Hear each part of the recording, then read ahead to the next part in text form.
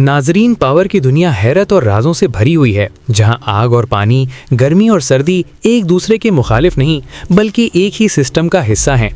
कभी बर्फ के अंदर से आतिशफिशा जन्म लेता है, कभी तेज गर्मी में अचानक आसमान कोहरा बरसा देता है और कभी समंदर अपने छुपे हुए राज साहिल पर ले आता है।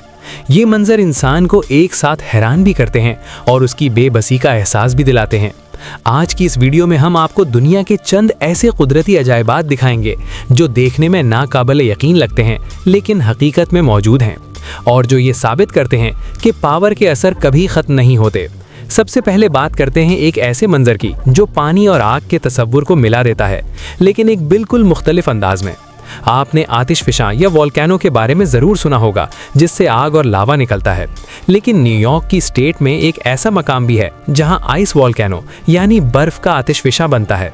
न्यूयॉर्क के लेचवर्थ स्टेट पार्क में पावर का ये अनोखा चेल देखने को मिलता है। आमतौर पर हम देखते हैं कि फाउंटेन्स या वाटर फाउंटेन्स जमीन से पानी को हवा में उछालते हैं, लेकिन सर्दियों के मौसम में यहाँ कुछ अजीब होता है। जब सर्दी पड़ती है और टेम्परेचर फ्रीजिंग पॉइंट से बहुत नीचे गिर जाता है तो इस पार्क में मौजूद एक कुदरती फाउंटेन का पानी जमना शुरू हो जाता है। दिलचस्प बात यह है कि पानी के जमने का ये अमल एक कोनिकल शेप इख्तियार कर लेता है जो बिल्कुल किसी पहाड़ या आतिशफिशा जैसी नजर आती है।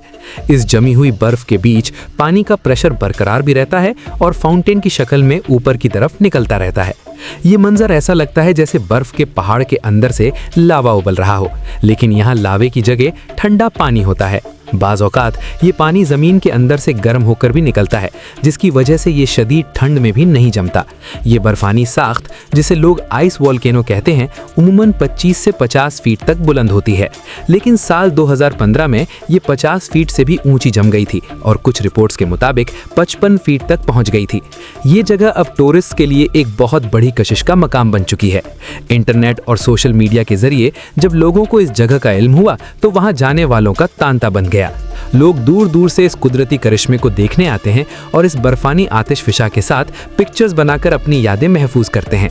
ये पावर का एक ऐसा शाहकार है जो बताता है कि पानी और मौसम मिलकर कैसे कैसे मुजस्समे तराश सकते हैं।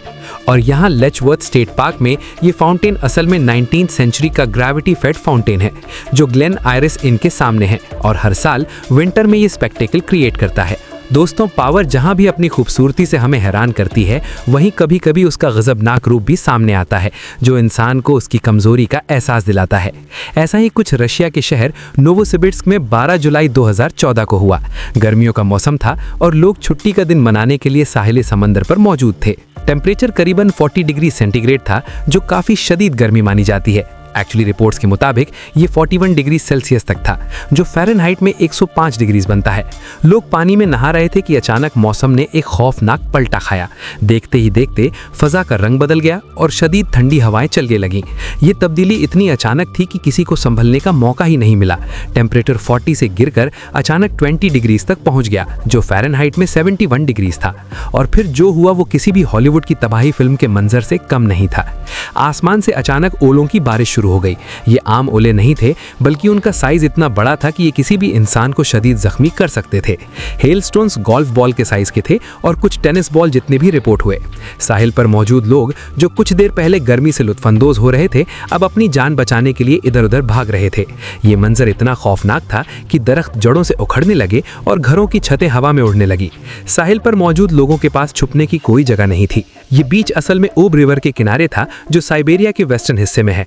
इस तूफान ने हैवी रेन, डैमेजिंग विंड्स और लार्ज हेल के साथ मिलियंस ऑफ डॉलर्स का नुकसान किया, और अफसोस की बात यह कि 2 छोटे बच्चों की जान भी चली गई। ये फ्रीक थंडरस्टॉर्म एक सडन कोल्ड फ्रंट की वजह से हुआ, जो गर्म हवा से टकराकर ये शदीद मौसमी तब्दीली लाया। अब एक और ऐसा कुदरती अजायब जो आग और बिजली को मिला देता है, वो है वोल्केनिक लाइटनिंग या डर्टी थंडरस्टॉर्म। ये फिनोमिनन वोल्केनोज के इरप्शन के दौरान होता है, जहां रॉक फ्रैगमेंट्स, ऐश और आइस पार्टिकल्स कोलाइड करके स्टैटिक चार्जेस पैदा करते हैं और लाइटनिंग क्रिएट होती है। मिसाल के तौर पर जापान के माउंट साकुराजिमा में ये देखा जाता है, जहां लावा के साथ बिजली चमकती है, जो एक डरावना लेकिन खूबसूरत मंजर पैदा करती है। ये सब बताते हैं कि पावर के राज और असर इंसान को हमेशा हैरान करते रहेंगे। मौजूद दोस्तों, अब हम चलते हैं एंटार्कटिका की तरफ, जो दुनिया का सर्द तरीन और वीरान तरीन बर्र-ए-आज़म है। यहाँ एक ऐसा ग्लेशियर मौजूद है जिसे देखकर पहली नज़र में इंसान डर जाता है। इसे ब्लड फॉल्स फॉल्स या खूनी आबशार कहा जाता है।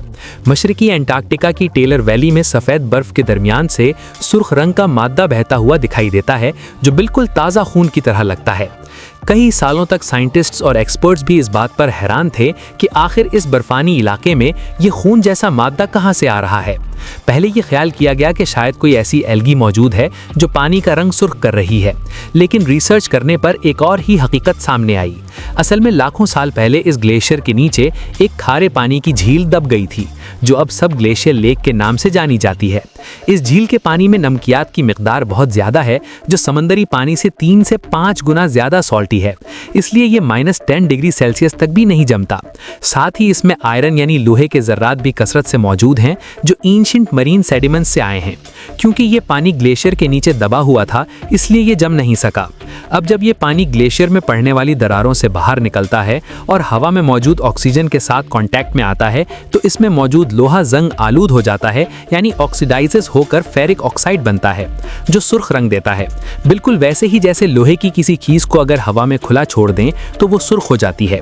ये फिनोमिनन 1911 में जियोलॉजिस्ट टॉमस ग्रिफिथ टेलर ने डिस्कवर किया था, और अब ये प्रूव हुआ है कि ये लेक यूनिक माइक्रोबियल इकोसिस्टम को होस्ट करती है, जहां बैक्टीरिया ऑक्सीजन फ्री एनवायरनमेंट में सर्वाइव करते हैं और आयरन और सल्फेट को एनर्जी सोर्स के तौर पर यूज करते हैं।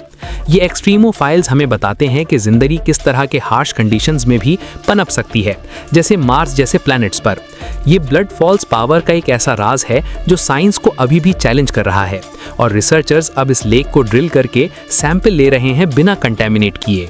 जी नाजरीन, हमें उम्मीद है कि इन कुदरती अजायबात को देखकर आपकी मालूमात में इजाफा हुआ होगा और आपने घर बैठे ही दुनिया के इन अनोखे मनाजिर का लुत्फ उठाया होगा।